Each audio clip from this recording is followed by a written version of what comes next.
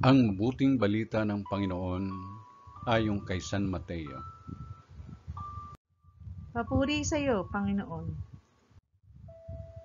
Noong panahong iyon, nang dumating si Jesus sa lupain ng Cesarea ng Pilipos, tinanong niya ang kanyang mga alagad, sino raw ang anak ng tao ayon sa mga tao?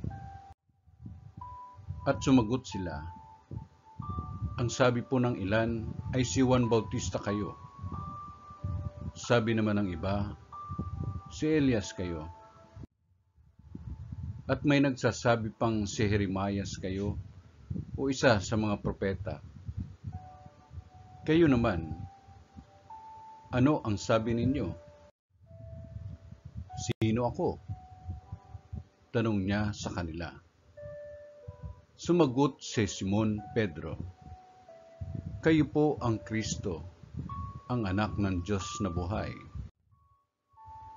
Sinabi sa kanya ni Jesus, mapalad ka, Simon, na anak ni Jonas, sapagkat ang katotohanan ito'y hindi inihayag sa iyo ng sino mang tao, kundi ng aking amang nasa langit.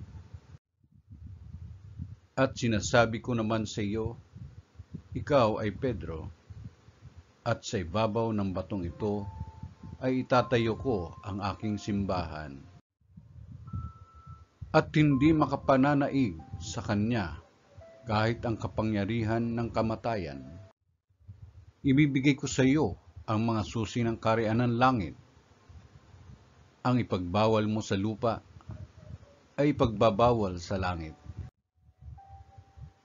At ang ipahintulot mo sa lupa ay pahihintulot sa langit.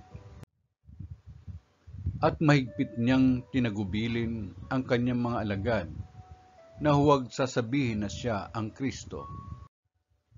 Mula noon ay pinaalam na ni Jesus sa kanyang mga alagad na dapat siyang magtungo sa Jerusalem at magbata ng maraming hirap sa kamay ng matatanda ng bayan, ng mga punong saserdote at ng mga eskriba.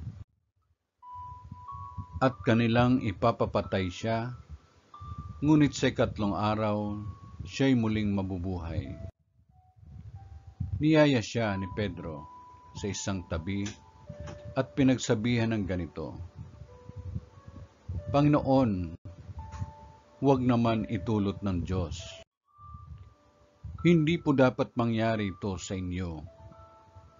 Ngunit hinarap siya ni Jesus at sinabihan, lumayo ka, Satanas. Hadlang ka sa aking landas.